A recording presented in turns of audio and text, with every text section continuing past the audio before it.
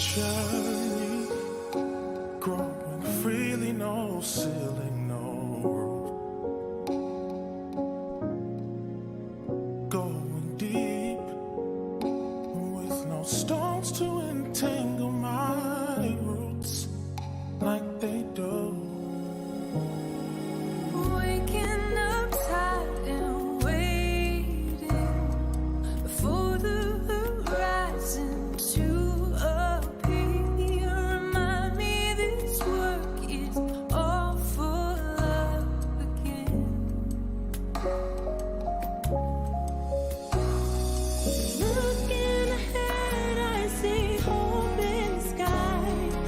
Give me access and I won't be denied. I won't let go, just hold tight to my hand.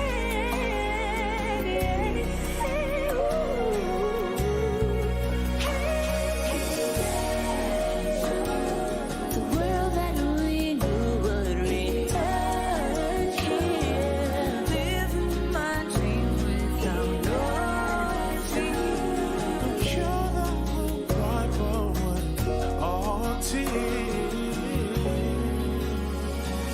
I hate that my hands can't touch you. My arms and soul hold you, the memories and dreams. Know in my heart that I won't let go.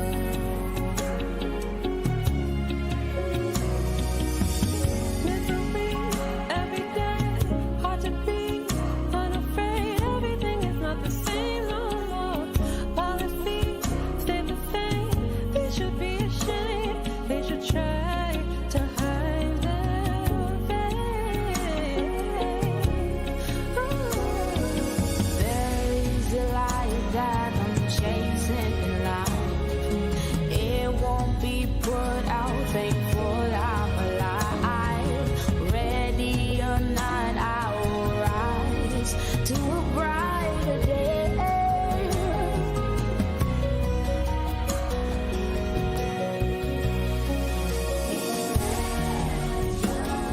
A world without wars that divide us. Grateful for all that we made. The International Festival of Arts and Ideas is created and produced on the traditional lands of the Mohegan, Mashantucket Pequot, Eastern Pequot, Schaghticoke, Golden Hill Paugussett, Niantic, and the Quinnipiac, in the land we all call home, Connecticut. We hope that from wherever you are, you take a moment to acknowledge and honor the native people whose land you are on and the history of the place you are in. The International Festival of Arts and Ideas stands in solidarity with Black and Brown communities and other groups who are targeted and abused by unjust systems of oppression. We support all movements working to decenter white voices and dismantle white supremacy. We are actively seeking to dismantle systemic racism, and we raise our voices with those in our community who are already engaged in this vital work. We commit to working alongside you to create transformative change in New Haven and in our global community.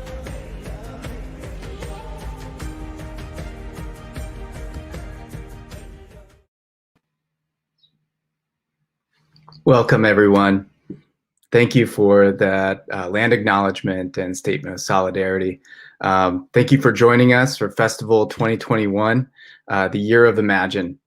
This year, our programming explores the world both as it is today, but also as it could be, as it can be in the future. So today, it's my pleasure to welcome you to Brilliant Boba, Amplifying Asian Voices. Presented in partnership with Yale China. In addition to Yale China, this event is made possible thanks to Connecticut Public and Connecticut Humanities. My name is Jason Chang. I am Associate Professor of History at University of Connecticut and one of the co-founders of Make Us Visible CT, which is a campaign dedicated to bringing Asian American studies to Connecticut public schools.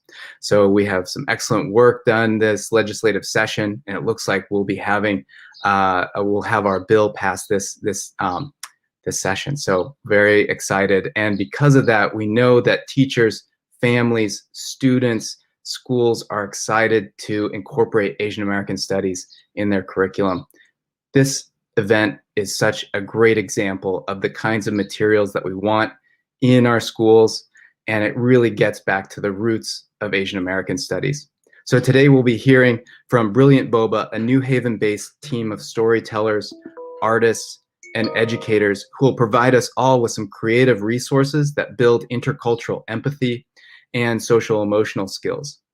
This work is so important as we all come together to fight anti-Asian and other racism head on and protect each other and ourselves in the face of so many challenges. So please share your thoughts and chat with each other in the chat function on Facebook and YouTube. You can also ask questions, which the panelists will do their best to answer. So now it's my pleasure to welcome moderator Emily Chu. Thanks so much, Jason. I'm so happy to be here today. I'm part of Yale China. Thank you so much to the festival for giving us this space. And I'm so excited to be here in conversation with our three panelists today, Marco, Christina, and Zulinette. And so once they're on screen, I'll introduce them. Maybe just give a little wave when I'm reading your bio. If you'd like, don't feel pressure. So I'll start with Marco. Marco was born and raised and currently teaches high school literature in New Haven. He is involved in many initiatives, programs, and circles focused on educational and racial equity. Dr. Christina Cho is a postdoctoral research associate at Yale School of Medicine, where she does cancer research. She's also the wife of a kind and ultra-smart Polish-American dermatologist and mom to the sweetest, silliest, and staffiest one-year-old, who woke up at 4:30 this morning, I've heard. She loves musicals, all things related to food, and hopes one day to have Francis Collins' job at the NIH. And you can follow Christina on Twitter and Instagram at CHOCHRPHD. And finally, we have Zulinette. Sulinet is a queer Puerto Rican womanist, artist, social worker, MSW, nice, performer, and author. As the creator of the annual storytelling show, A Little Bit of Death, she uses her artistry, research background, and social work background as tools for community transformation. Her work explores the themes of identities, our emotional resonance as humans, and death as a metaphor for change. Recognized as the first Hartford Iron Poet champion and a 100 Women of Color honoree, she has chosen to dedicate her life to using the arts as her form of social work. You can see more of her work at her website, which is www.zulinette.com. So welcome to our three wonderful panelists. I'm so excited to be here with you today. So we heard those super brief bios, but as we all know, a part of this project is really integral as identity. So I'd love to hear more from each of you about who you are and what brought you to this project. Whoever would like to go first. I don't want to be that teacher that calls on people.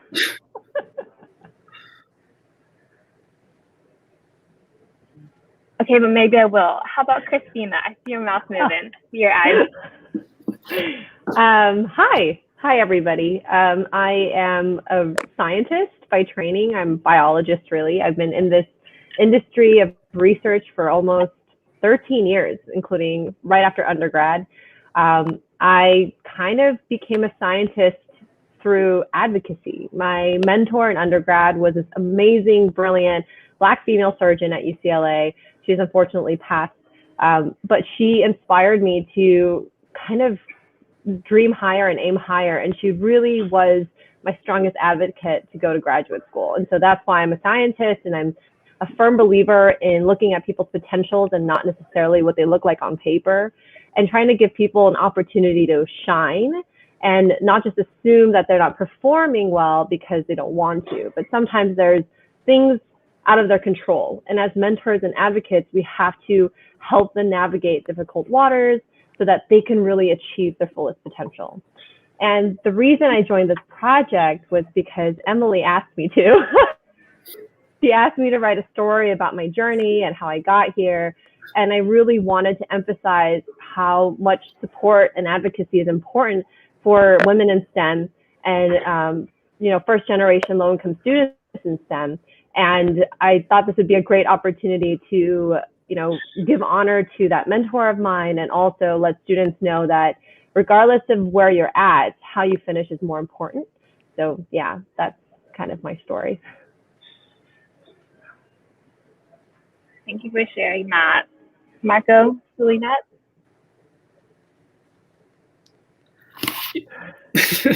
Got it. I'm Hale. I'm Marco Sanabre. So what brought me to here, it's both professional and personal. So I identify as a Filipino American, and I went through the New Haven public school system. And growing up in the system, and I never learned anything about Asian American studies, like literally nothing except like this isolated bullet point in the bottom left corner of a really thick textbook that was skipped over in many ways. And being a teacher in New Haven, still in a mainstream curriculum, unless there's a teacher who's being innovative or like a side like event you can go to, I never learned anything or seen anything in mainstream curriculums that involve Asian American studies. So recently, with the anti-Asian sentiment that's always been there, but that's been put more in the forefront as of recently, and the project in which I joined with AAPI New Haven, of group organizing just Asian voices, Asian American voices around New Haven, and I was reached out by Emily when you reached out in regards to this project. It was more of a personal thing. Like in learning, I don't think there's any good idea ever that wasn't in solidarity with other things. So seeing things with like storytellers, artists, educators, seeing that combination and synergy between the three groups. And that's one of my philosophies in learning, and kind of what school's supposed to be about. Here is a bunch of subjects and supposed to be in connection with each other, but too many times there's things in which subjects are taught in isolation and not in connectivity to each other. So to have a group that in which racial solidarity perspectives, voices are put in the forefront, and the intention of this is to really underscore Asian American voices, but not even just Asian American, just like being in racial solidarity. I believe that this project really does have potential to do something great, and being someone, it's something so personal to me, and also just being an educator who tries to teach racial solidarity, tries to revise my curriculum so it can include more art and include more voices from underrepresented groups, and teaching critical consciousness. This is something that I believe in. So here I am. Thanks, Marco. I'm coming at this with of two minds. One being, as the bio said, there's the research background that I have, the social work background that I have. I've been and still am a facilitator, and I've worked with everyone from youth up until older adults, and learning about systems and also being an artist has been a really interesting journey, and seeing how and knowing how important the arts are in terms of storytelling, in terms of who's visible, who's invisible, who is forced to be invisible, and what it is that does for things like public health, what it does for the safety of people of different identities, what it does when you aren't hearing those stories, you aren't seeing those stories, and so these people don't exist to you in a way. So I'm going into this as an artist, as creating something for this project, and being excited to be of service, essentially. Also going into this being a bridge in a sense, because my identity is different than other folks. I am Puerto Rican. I am not Asian. I do not identify as Asian. And so for me, this is a simultaneous being of service, and also learning along the way, and also then using that information so I can turn around and advocate for as well. And bring that back to my own community and advocating as well, because as Marco had mentioned, there's a lot of importance in racial solidarity. Although a lot of our issues are unique to our communities, helping each other out is always going to be beneficial. So I'm very excited to be part of this, and that's why I'm here, to serve. Thank you so much. That was so interesting, knowing that all three of you are coming at this from very different perspectives, but you're also coming at it from multiple perspectives. You've got your personal and your professional perspective. But you all mentioned kind of similar themes of collaboration and solidarity and this idea of being seen. And so I'm curious for each of you, knowing that the theme of this festival is imagine, what do you imagine being seen means in the future with more projects like Brilliant Boba and the passing of the new law with bringing AAPI studies into Connecticut schools? What do you imagine being seen means in the future?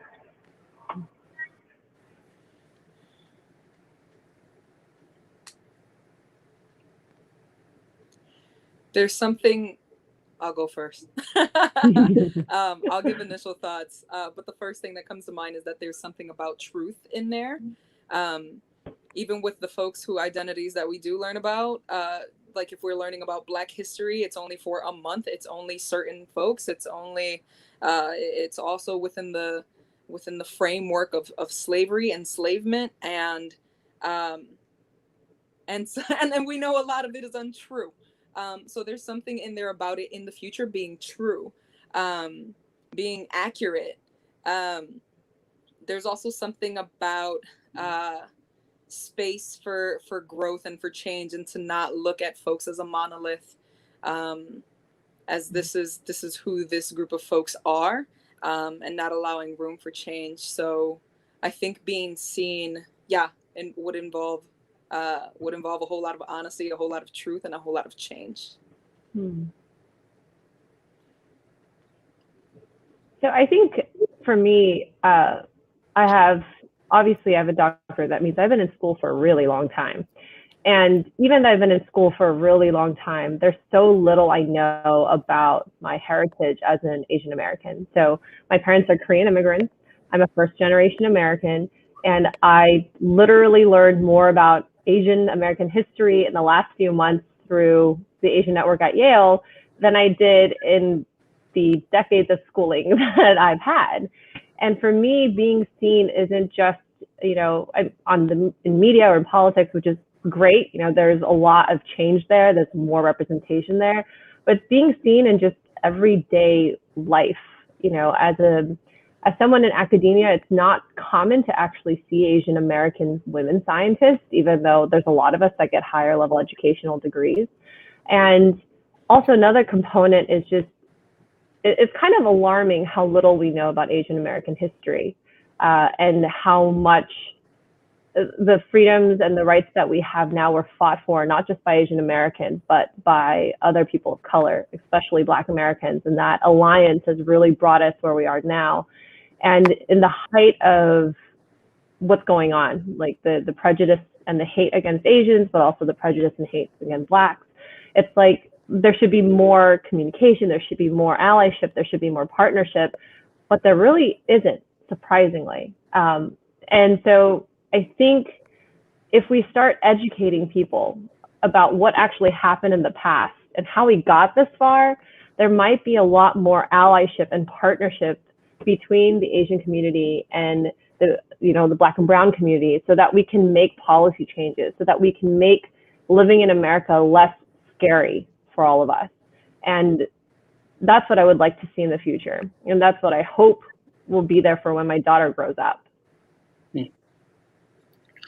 Yep. Adding on to what Zulinette and Christina said, one, I definitely see the aspect of truth and the concept of just like multiple perspectives. And the biggest fallacy in education is that we standardize the white perspective and whatever the most dominant perspective is.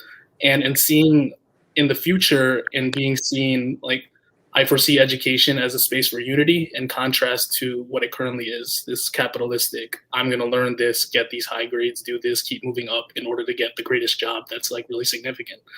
And what if the point of education was to unite? And I don't mean that in just a like really kumbaya guitar, let's smile at each other. I'm speaking like learning systems and pedagogies and everything that got us to this point. Like learning the past so we don't repeat it, and not denying the past just so, oh my God, it's so uncomfortable and all this X, Y, and Z. Because the refusal to acknowledge the truth of our histories is what leads us to the disparate effects of what's happened to people of color, especially Black Americans and white Americans to this day. It is the refusal to learn the truth and really acknowledge the patterns of what's happening. So in the future, I see being seen as not just like this really feel-good story of like, wow, I feel affirmed. It's no, the point of this is understanding how to live together in this world in a way that's beneficial for all. in a way that we all can unite and we all have power and it's all shared. So we don't repeat what's happened in the past over and over again and what's to this day. So similar to Christina as well, I didn't learn anything Asian American until I took like a professional development that my school recommended that I go to, and under Facing History and Ourselves on Asian American immigration. And like, to be honest, I didn't even want to do it. Just like, all right, cool, new school, I'm just gonna go here. But honestly, like learning even that, like, wait, Asian's a political term? Like, there's history on that? Like, that was like life changing for me. And I happened to come across that and I bought design, but by happenstance. So what happens if everyone learns as is in a path towards self-discovery? Let's learn about each other and let's learn about ourselves. Because in the process of joining Brilliant Boba and just like teaching and like trying to teach consciousness and self-discovery and reflection, I hope every educator, and I definitely for myself, I reflect on the same exact thing that I do. If I'm gonna have kids really reflect on their own identities, and I'm gonna do the same. And that led me to my truth of like, wow, I really don't know much about my own history or my parents' history in the Philippines. That's a whole nother like country. And even what I'm giving this truth is just like from my American perspective, like in this sense. So like whatever being seen is and what it leads to later, there is a path to self-discovery. There's a path to really learning about each other, and the content becomes secondary to that. We can use the math, the sciences, and everything else in order for the sole purpose to unite and learn to grow together, in contrast to like, I'm going to get this higher GPA and get this wonderful job so I could be high and mighty. Whereas that stuff still can exist. Just the point of it isn't the competition. So that's what I see as the future. Thank you so much for those wonderful answers. One thing that's really resonating with me from what all of y'all have just said is that you keep mentioning unity and growth. And so I'm curious for you as individuals, how do you see your own growth as a part of being part of Brilliant Boba? You know, you're all playing different roles in this project. Marco, you're one of our educators. Christina, you're one of our storytellers. And Zulinette, you're one of our artists. But you're all collaborating with each other throughout this process. So I'm curious how you see your own growth in this process, whether it's already begun or like you started those collaborations and what you see in the future. Because you all mentioned that, you know, understanding different perspectives is key to building this unity and solidarity, this allyship, which is so important for a better future for our kids, our future kids, our friends, our family, etc.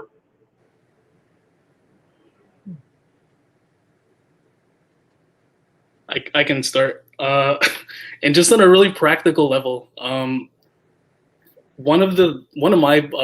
I believe that arts are crucial to education, and I believe art is education, and that even in the language I'm using, I still have, because I don't have the language and knowledge of art or like my own artistry and what I traditionally define as art, it's hard for me to like really incorporate art into the lessons in which I go to. Like I want to in very many ways, like here's, in my mind, it's like, all right, here's a visual and let's break down the choices and all this. But I know there's deeper ways I can utilize art as something inside my own classroom.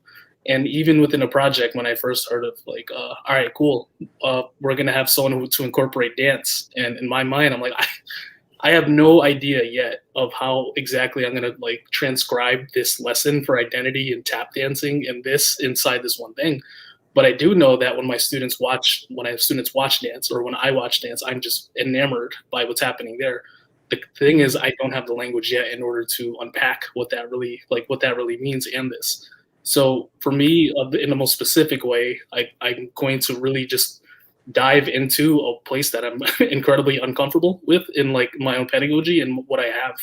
And I'm just going to learn the arts in more depth and like really what it means and just ways I can intertwine. Because ultimately, like everything we do from writing, speaking is just communication, and art is just a form that I traditionally wasn't taught in my pathway in terms of how to really transcribe or understand. So that's going to be my area of growth.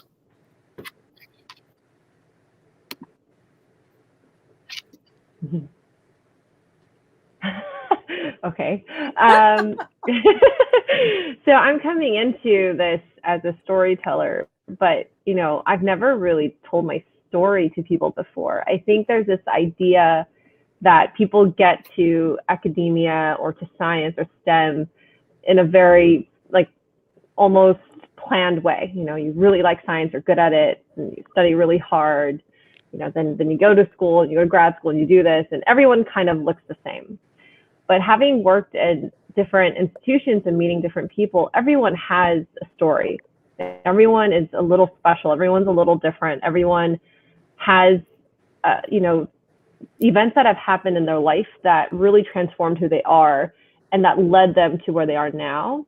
And as I was writing my little story for the Brilliant Boba project, I had to kind of go back to the archives of memory to remember some of the feelings and thoughts that I felt. And for me, as a scientist, feelings are like something you're taught not to dig into too much, right? You want to be objective.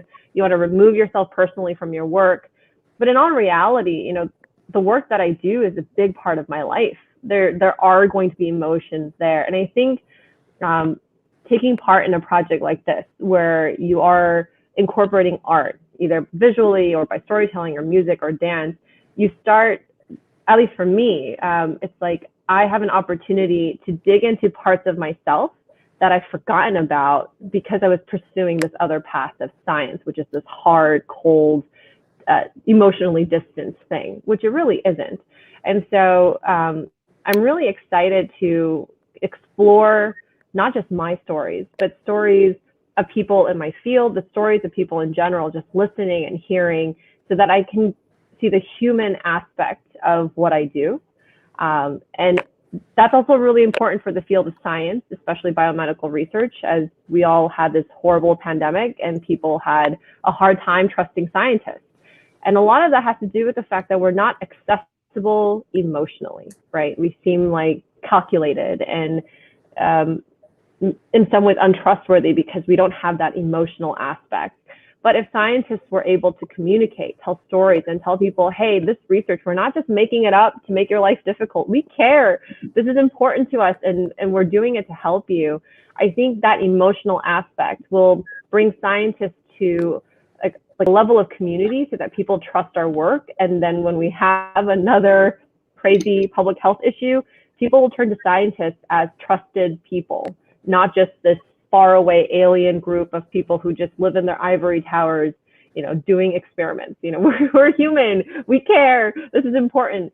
And so I'm excited to be part of this project so that people in my industry become a little bit more humanized.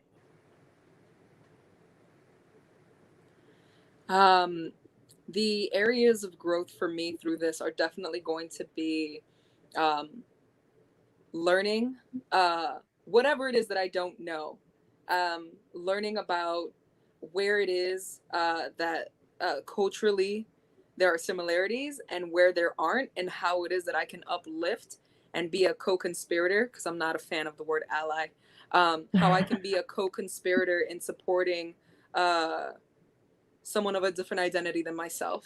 So my entry point is through art, but I imagine that the journey is going to help me learn what other ways I can uplift voices, what other ways I can be of service, what places I can donate to, whatever the case may be, because I don't have that information yet. And for me, in terms of personal learning style, I learn best through people's personal stories. Mm-hmm.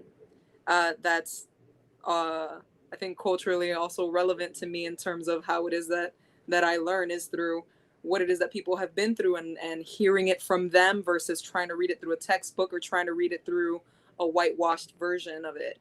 And so for me, that's something that I am really looking forward to, learning where the gaps are for me, and then doing my own research and my own work around it too. So yeah, that's how I'm going into this. I think that's where my area of growth will be. Thank you all so much. I'd like to dig a little bit deeper into this concept of narrative and storytelling, because that is such an integral part of the Brilliant Boba project, is the stories themselves. They are the basis for what we're bringing into the classroom. And So I'm curious for each of you. Christina, you touched a little bit on this because you are a storyteller of this project, but Marco, you're a literature teacher. Zulinette, you're an author, a poet. I could go on and on about narratives and what you do. But what does narrative mean to you outside of this project, and why is it so important to our learning, and how do you see your participation in this project instilling that idea of narrative into society? Because I think, Marco, you touched on this earlier, education has kind of pushed narrative aside in exchange for multiple choice tests and standardized tests and all of these other things. How can your participation in this project reinstill the idea of narrative and its importance into our society and our education system? Was that directly to me? I think it's open to anyone. I think all of your participation in this project is really bringing the idea of narrative back into society. Yeah. For you, Marco, it is specifically into the classroom, but for Christina, she mentioned the STEM community. Zulinette, you work in so many different communities, so I don't want to single one out.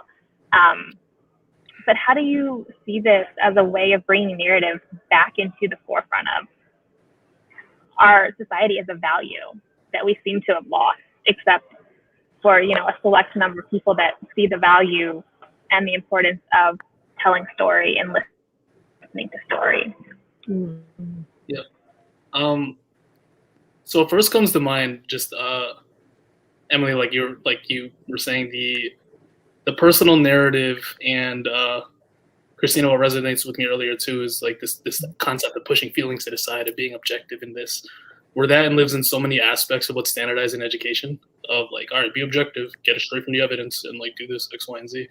Where like even the narrative, like the way the narrative is taught is so it's so based on dominant whitewash practices, where it's like, even if you look at the college essays of like, what is a time you were challenged and how did you approach it? What is the goal for that? And how did the outcome, like, and what if your challenge is combating systemic racism within being within a school? Like, how exactly does that have like an end goal or something?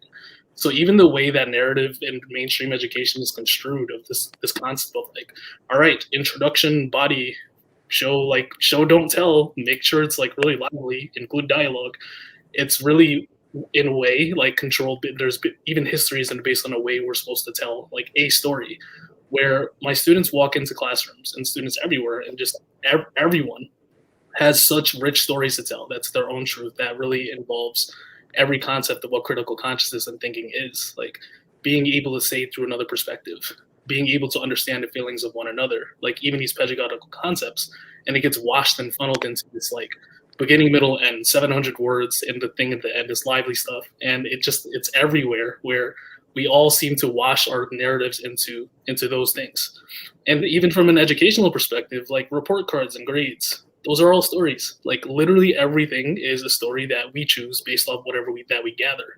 But in this case, putting narrative and story at the forefront, it makes us more intelligent human beings by trying to understand each other more deeply. Because what really is more complex than trying to understand the nuance of humanity and transcribe that into ways that you can express? So putting narrative back in the forefront makes everyone think a little more deeply, and makes everyone by definition more intelligent and empathetic at the same time.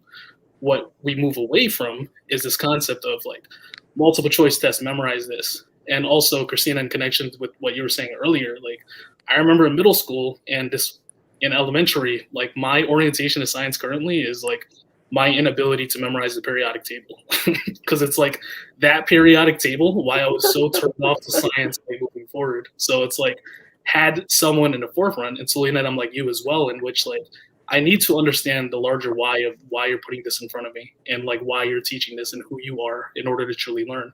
And that's both a trusting, but it's also a learning style thing. Like, no, I really need it to be told in this way in order for me to conceptualize this. So putting narrative at the forefront makes us more empathetic, but also it reimagines education in a way that like we're no longer these prescribed people who just do X, Y, and Z, do this track. We actually do go on a pathway of self-discovery and do actually think about things in multiple ways, and therefore everyone becomes more intelligent by definition. So putting story at the forefront helps us all grow. Especially in education.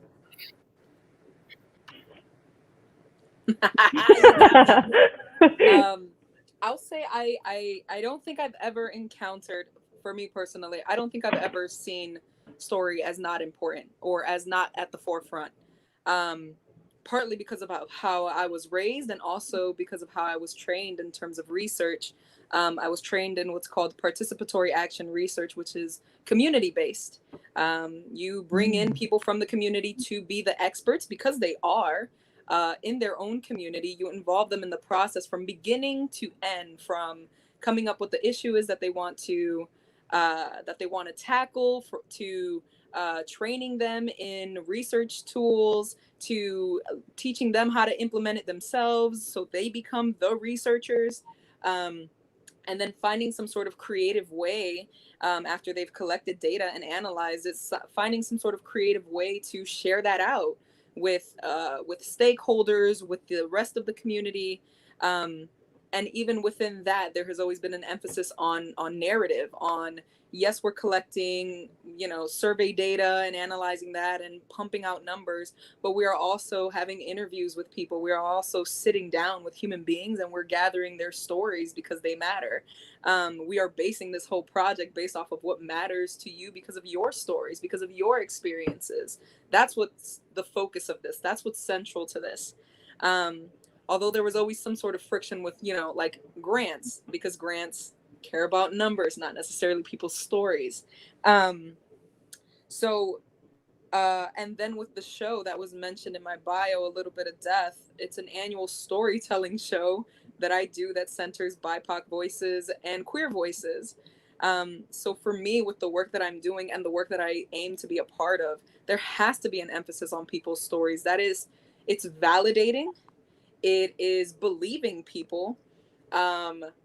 Story and narrative should always be at the forefront because it's also a way for people to hold on to their history. It's also a way for people to share their history. We don't know how many histories we've lost because people didn't just write it down, or because there's no English translation to it. But the stories are there. Stories still get passed down because they're relevant. They are important. They have to do with who we are, where it is that we're going, who we could become. And so I think narrative should always be at the forefront. But again, I personally have never seen it as not at the forefront. So I think I'm going to probably diverge a little bit. I think when it comes to narrative, there's been a narrative that's been told about Asian Americans, right? We're the race that made it. We're the model minority.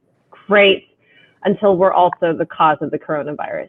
And it's like, the thing that I found the most frustrating this year was talking to my own friends who are Asian Americans. And there's this idea that we are the race that made it. We work really hard. We do really well. I mean, look at you, you're doing well, right? Like things like that. But we're not all, doing well. Not everyone is financially successful or academically successful or come from educated parents or, white collar backgrounds. There are many, many Asian Americans who are living in poverty. There are many, many Asian Americans who get lost in the school system, who do also have psychological, issues and require counseling and help, but don't know how to ask for it, who also have, sometimes abusive households.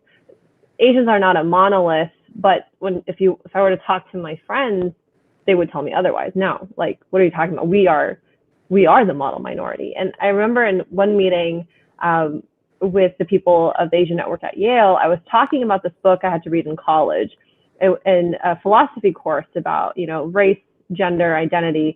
And I don't remember the book, but one of the chapters in the book literally was titled Asian Americans, the Race That Made It. Yeah, right? Yeah. And I remember reading it at the time, and it didn't raise any red flags because I absolutely agreed with it, because that's how I was raised. That was my community. If you don't make it because you're lazy or not working hard, that is how I was raised. And then I grew up and went to graduate school, and there was a New York Times article, I think around 2014, that talked about Jewish Americans after World War I and II and how every generation they did better, and the Asian Americans are now the New Jewish Americans. That was also in the New York Times. Yeah, this is crazy. And this is 2014. And that also didn't raise a really strong, hard red flag. It was just kind of like, yeah, we're going to work hard. But as I went through graduate school and went to look for jobs and just dealt with systemic racism in different ways in academia, I realized that working hard doesn't always lead to success. There are many environmental cues. There are a lot of support systems that have to be there to get to a certain level, that if you aren't from a certain background, you just don't get that. You just don't get those resources. You just don't get the same amount of help, and you're not starting at the same place. And you can work hard, but it's like you're running through mud and someone else is running on like perfect asphalt. So I think when it comes to narrative, it's really important that we don't repeat false narratives. It's really important that we don't repeat, romanticized narratives. And people need to talk about how crappy things are sometimes. Like, we need to talk about that all Asians don't make it and all Asians aren't going to be successful because there are systems in place that don't help us. And there are systems in place that make sure that when things go bad, we're to blame. And I hope that when we talk about narrative, we start opening up like who's talking and who we're listening to. And it's not just people who look successful on paper. Thank you all for those wonderful answers.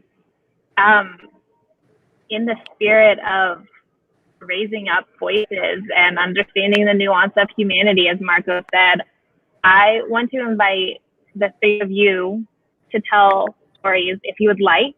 I've literally boxed you in earlier in the program by calling you educator, storyteller, artist, but that's not who you are. That's just one part of who you are.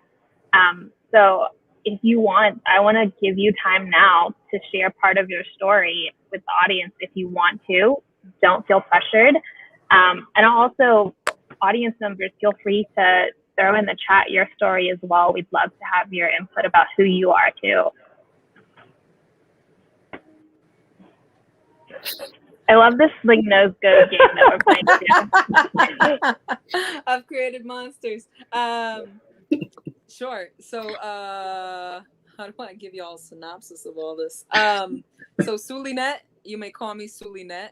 I was born in Chicago. I was raised mostly in Hartford, Connecticut, which also carries its own set of stereotypes and interesting challenges and whatnot. The job that I told you about earlier in terms of working in PAR, working in research, was actually the first job I ever had in high school. It was my summer job. I had no idea what I did that first year. It was a blur. But eventually it sank in because I stayed in contact with them, volunteered for them, worked for them part-time until I got my MSW in community organizing. That was my focus, because I learned through that work about systems. I learned about stereotypes. I was able to see my community with a lot of different lenses. And I'm really grateful for the experience that I had there. Up until 2016, at which point I decided that my heart and soul were not going to be sucked up by a nonprofit organization. And I decided instead to work for myself, and I made the leap to do so in 2016. And since then, have dedicated my life to becoming a social worker, but using social work the way that comes most naturally to me and feels most authentic to me, which is through art, through poetry, through performance, through authentically connecting with other human beings and hearing their stories. I'm telling y'all, that's how I learn. And hopefully not empowering people, but hopefully inspiring them to empower themselves. So yeah, I do a lot of different work that includes podcasting, and I don't want to list all the things, but yes, art, poetry, podcasting, authoring. If you need to know the rest, you can email me and we can chat. But yeah, that's what I do. That's where I've come from. And the other things such as like growing up poor and also being a queer woman and being Puerto Rican and what that means in terms of queerness. And it's been an interesting life. And here we are.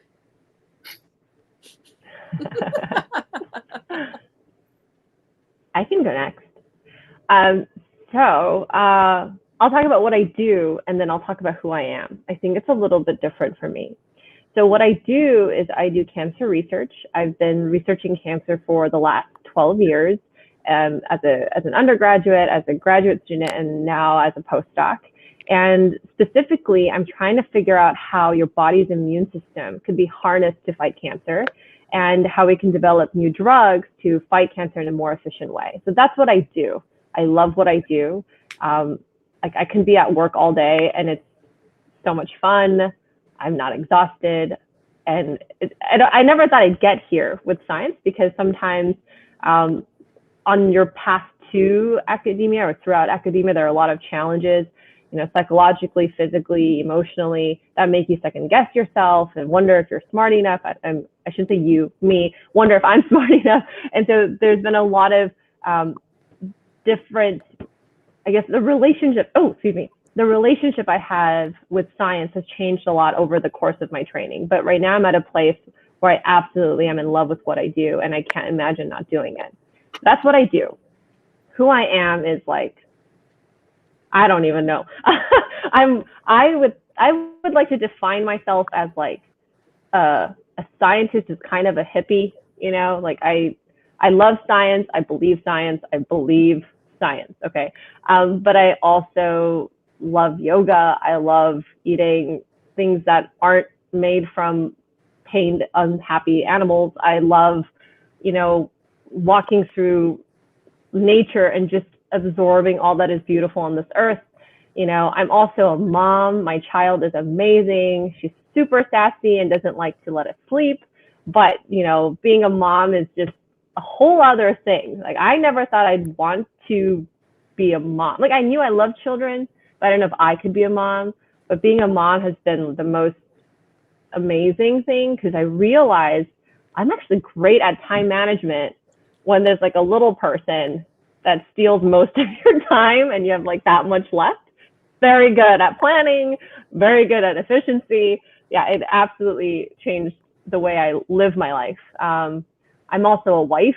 That's something that I never thought I'd say proudly, as a young, like feminist, and like, I will not be someone's wife. But you know what? My husband is probably the most supportive partner I've ever had, like point blank, like in my entire life. Always pushing me to do the best that I can, and just challenging me in so many different ways, thinking about things differently, not just in science, but just in life. And so my identity is like everything. I'm a scientist. I'd like to call myself a hippie. I'm a hippie. I'm a mother. I'm a wife. I'm a daughter to probably the most amazing woman on earth. I don't care. All your moms are great, but my mom is the best. And yeah, this is, I don't know if I'm answering the question properly. I just kind of talked about who I am, but I think my identity is really reflective of the people in my life, whether they've been mentors or friends or even people I hate or don't like. They've truly shaped who I am and how I think about things. And just by meeting different kinds of people in my life, I've become this person that can kind of understand why people feel or think a certain way, even if I don't agree. And I'm really grateful for every single person that's walked into my life, whether it was for a short period or a long period, or if a relationship was very combative and bad. For me, who I am is hugely affected by those who are in my life. And so that is who I am.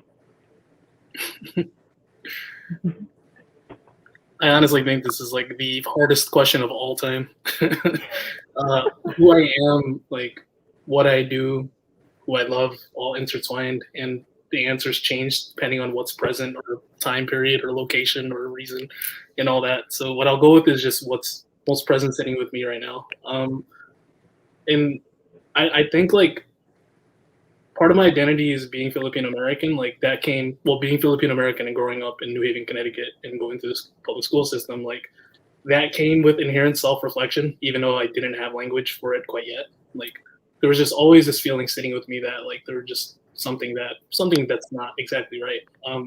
So growing up when I was a kid, I was a part of a Filipino folk group where we did like dances and did all things Filipino, and Filipino communities gathered. But then when I went to school in NHPS, myself and like my I guess my kind of cousin, who are not really related but really, really close, were the ones who were inside the elementary school classroom. And with that, I would stray between Filipino culture being at the forefront to it being incredibly unknown, and like, wait, what exactly are you of this? Like everyone, eyes, teachers, students would be like, wait, are you black, white, Chinese? Like, what are you? And teachers are like, wait, do you use chopsticks at home? Like X, Y, and Z. So it became like this walking, like, what are you? Right. So in that navigation of this, like, it was always this, like, wait, what, who, or what exactly am I? And that without the language of education being there or Asian American studies or anything else, like I wasn't exactly sure. So what I am or who I am was always dependent on like what I do. So like I started to identify it through like, all right, let me mimic what my father does and work like nightly and like all this stuff. So I enveloped this concept of hard work, which turned into perfectionism and other stuff, which I'm still with. So anyways, the reason I bring that up too is also in like my personal thing to joining this group is, again, raising Asian American voices in any way I can. Like I have never in this case like took the step and just been like, oh yeah, wait, no, I am Filipino American, I'm not that. It's always just been like, oh, got to deal with that again. People asking like who I am, what I do. And then after I graduated college and decided to be a teacher, like, and one of the more interesting experiences, my first brush with whiteness was with a nonprofit organization known as Teach for America. And it's like, wait, my first brush with whiteness is in an organization that's supposed to be against like racism and systems and all this stuff. So like, that's when my head kind of exploded of like, wow, this is really complex and navigating this through as an educator. And then my partner is a marriage and family therapist. So in helping her study for like grad school and stuff, like I like going through poverty and a lot of stuff, learn language of like, wait, hold up, what was that practice again? That's kind of sounds cool. So like I identified heavily in the world of therapy, social work, psychology, and all things in regards to human and understanding and everything else. So what I've tried to do is fuse a lot of the work my partner has done, the marriage and family therapy practices, with education and like trauma-informed stuff. Like, all right, let's put these like, let's look at this thing of Holden Caulfield and let's pick different colors and color it in based on this stuff. All right, how do we connect? And like just trying to find ways to infuse therapy with that. So as soon as I got language in regards to therapy, and then I started learning about systems and racism and race and identity, I couldn't separate them anymore. Like I've come to the conclusion that my work in trauma-informed and empowering work is the same exact work in racial solidarity and equity and all of this stuff. So now I'm in a place where kind of like I'm at this point where I am trying to unpack my experiences in a way that makes sense to me through writing, through therapy, through just like going about the world, through thinking, through deep introspection. And I'm also translating that into my work also and like doing the same thing. So in a way, it's kind of like my own self-discovery is also coming out inside in education as well. So now I'm in a place where I hope to be able to create a educational space and hopefully a future in which like we don't really have to have no language on trying to conceptualize this confusion that I'm feeling as a kid, as a high schooler. And hopefully when like now that I have more of a self-understanding and I feel like I actually have my feet beneath me and like everything else, and I feel confident in what I do and who I am, like I hope to be able to mitigate those feelings of confusion for kids and the youth, and ultimately not even just that. Christina, like you, I have relatives and friends who are still in that same place. I think we as an Asian American community have a lot to unpack, like, and that is the understatement of the century. And I think that goes along with other communities as well. Like, I don't feel comfortable all the time using the word people of color because there's so much nuance within that. And at the same time, I do recognize its importance and unity in this. So I'm careful in like the ways I navigate that as well. But I think we all had to unpack and unite in ways. So Mm. yeah, that I think is kind of who I am at this moment and what's most present. Thank you. Thank you all for bringing that in here. I just want to give us just a moment to take all that in. That was a lot, and I really appreciate y'all sharing that. So I just want to, just take a moment and sit with that. I think as adults, we don't give ourselves enough time to just sit and be with our feelings. So just give us like a minute. It's going to feel like forever, but we'll go ahead and give it a minute. I'm going to watch the time.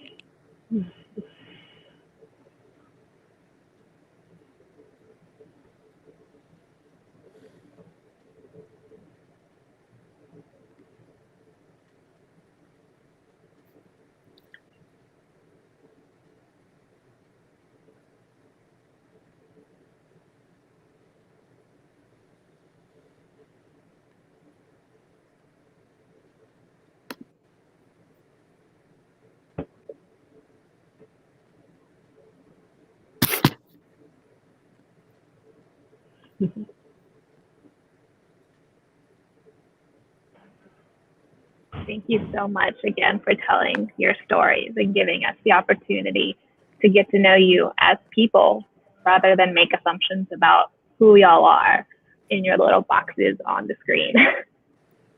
So before we end, I just want to give you each the opportunity, maybe 1 minute each. Is there anything you want to leave our audience with before we close out and hand it back over to the festival? Book recommendations, recipes, food recs, like anything you want to leave people with.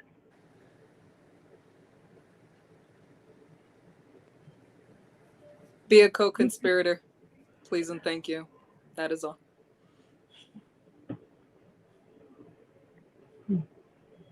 Don't make assumptions that we all have the same identity or that we share the same narrative.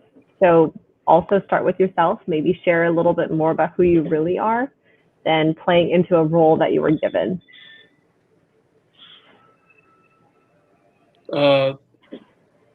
You feel you're 100% certain that you probably don't. So think of it more deeply. Beautiful, beautiful. I would just leave people with take in more perspectives, whether that's through books, podcasts, TV shows, whatever it is. There are multiple perspectives out there. Search it out. And I just want to thank the three of you so much. You're such wonderful human beings. I'm so happy to have had this opportunity to be in conversation today. Also want to thank our two, they're right here for me. I don't know where they are for everyone else, our two lovely ASL interpreters for being here today with us. Thank you so much to them. And with that, I will hand it back off to the festival and Elizabeth. Hi, y'all. Thank you so much for this beautiful conversation. It is a treat always to work with Yale China, and thank you, Emily, Zulinette, Christina, and Marco for bringing your whole selves. It is a great joy in the work that I get to do to spend time listening to people share their stories and share their ideas with the world. So we have a few more days left of festival. I hope to see lots of y'all back. We're coming back at 5 p.m. today to talk about a future for all abilities, talking about disability justice and the way we create worlds for people to access in all kinds of ways. We are coming together in our first Spanish language panel tomorrow about a world without walls, detention, and borders. We're talking about Black futures on Friday. And there's music on the green. So check it all out at artidea.org. There is also a survey for everybody in the audience to share your stories. We want to hear from you too. So if you go to artidea.org, /survey, there it is, and tell us what you think. So thank you all so much for being a part of this, and I can't wait to see you all real soon. Bye.